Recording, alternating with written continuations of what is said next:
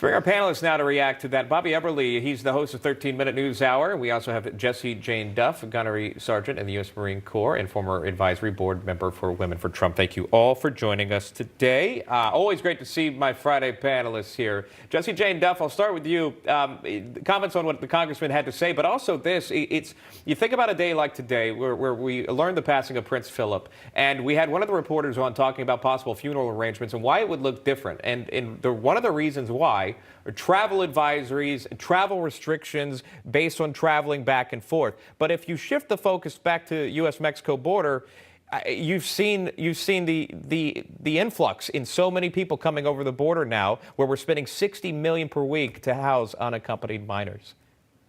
Right. Worldwide citizens, just not even Americans, that are following laws are restricted into their homes, into their cities, often in their states. Some places are quarantining you. Here in the United States for 2 weeks if you travel from a state that has a high COVID rate.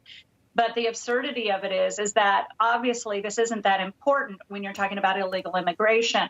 I think people should remember when George Bush did not get his feet on the ground during Katrina, and there were the pictures circulated by the media of him looking out of Air Force One at the destruction. He was eviscerated by the media for that, eviscerated. And so the negligence by this media to not expose that the Biden-Harris administration is not taking a lead on this has obviously become complacent and has enabled the problem. Let's not mention how all of our taxpayer dollars are now paying illegals in New York State $15,600. $15,600 who were impacted by COVID. Meanwhile, over 8 million Americans lost their jobs at COVID that have not been recovered yet.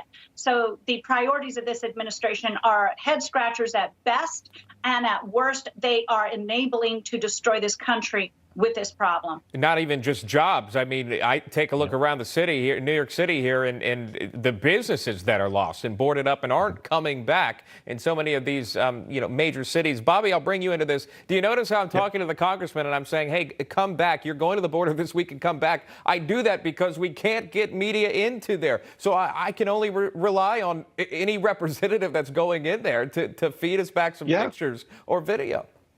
Well, right, exactly. I think this latest trip that Mayorkas is taking, he's going to, they're finally sending a department secretary down there. No media following him, nothing to report to see his reaction or to get more reaction on the ground of what's going on in these facilities. Kamala Harris is the border crisis czar. She doesn't even talk about it. She doesn't go there. Biden doesn't go there. I love the analogy with Katrina. That is right on. But also, you have to see what is going on at the border relative to what you said with Prince Philip. If people want to travel to see the funeral, pay respects, they've got what? Vaccine passports. You got to be COVID-free. You got to do all of this stuff.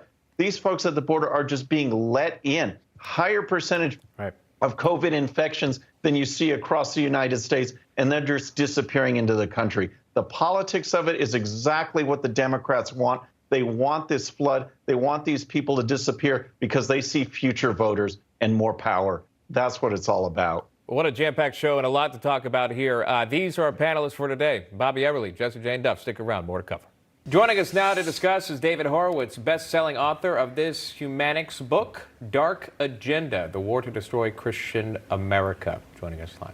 Our panelists are back. Jessie Jane Duff and Bobby Eberle here to join us as well. David, good to see you. Thanks for coming back. I'm sure you have your thoughts on it. Biden's comment on the Constitution, again, no amendment to the Constitution is absolute, and it's got critics talking online. Your thoughts?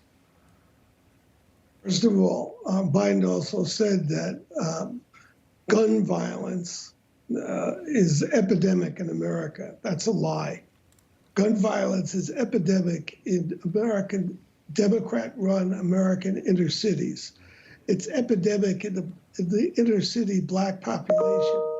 50% of the violent crimes in America are committed by blacks, and 95% of their victims are other blacks. And there are lots of causes of this that you could easily identify, the main one being no fathers in the home. But Biden's reforms, or whatever you want to call them, are aimed at law-abiding citizens who have to purchase guns. I mean, I have a gun. Why? Because if a criminal shows up in the middle of the night, I can't depend on police to protect my home.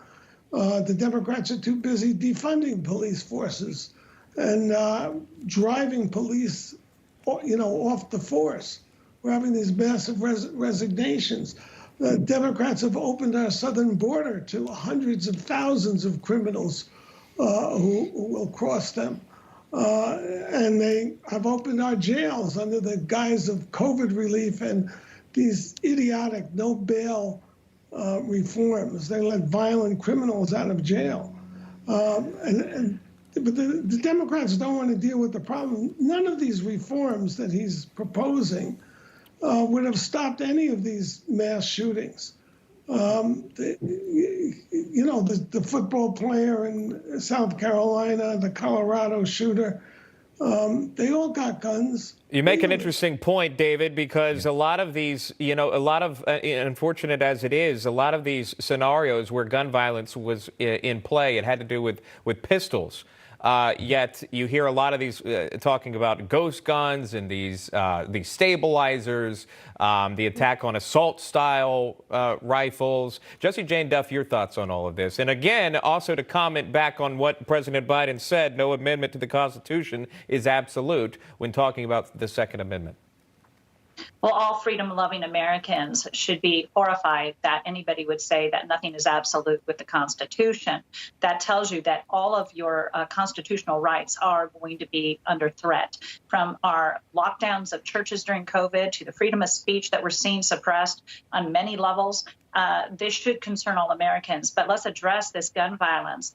I would stress, regardless of race, it's illegal gun violence. That is the problem. And in Chicago, where they have some of the strictest gun laws, the federal law enforcement is not even enforcing those laws on rampant levels. There have been studies that show in Los Angeles and Chicago, the prosecution rate is very small on the very laws that they have on the books. So also, let's not ignore that. What are the root causes of this? It goes beyond just a racial issue. It goes into economic issues. And some of the things that the Trump administration had put into place, such as the Platinum Plan and opportunity zones that would get investment into these Democratic-run cities and ensure that these communities are thriving, that would decrease violence in itself.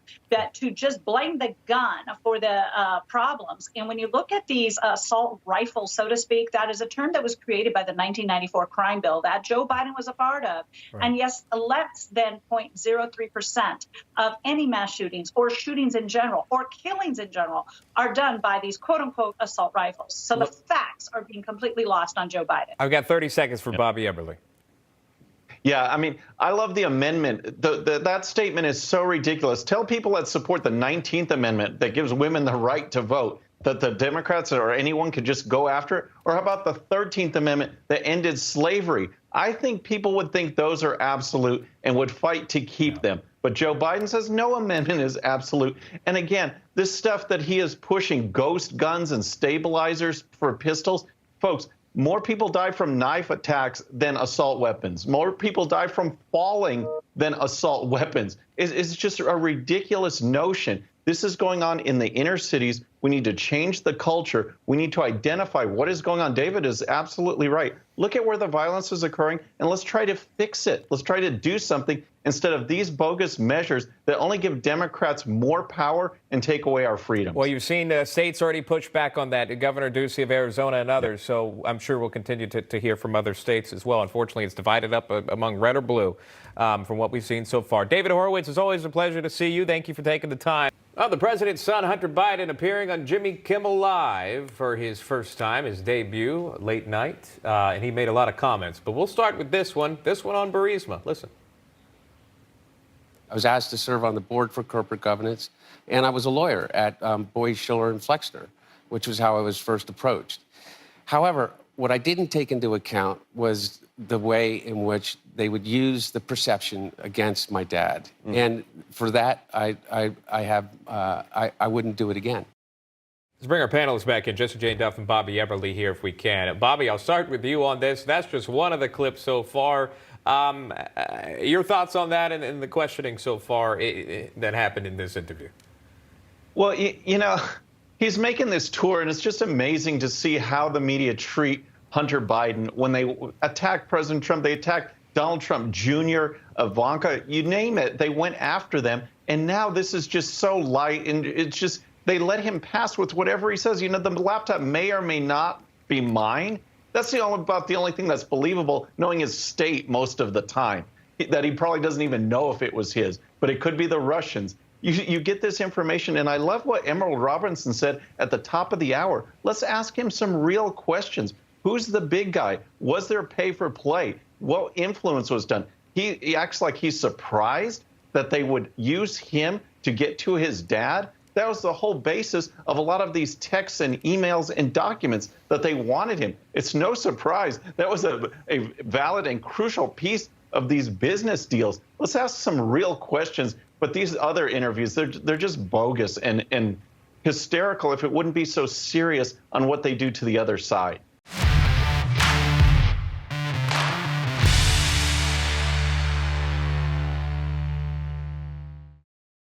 Okay, friends, thanks so much for watching. And before you go, please hit that subscribe button, hit that bell so you'll be notified.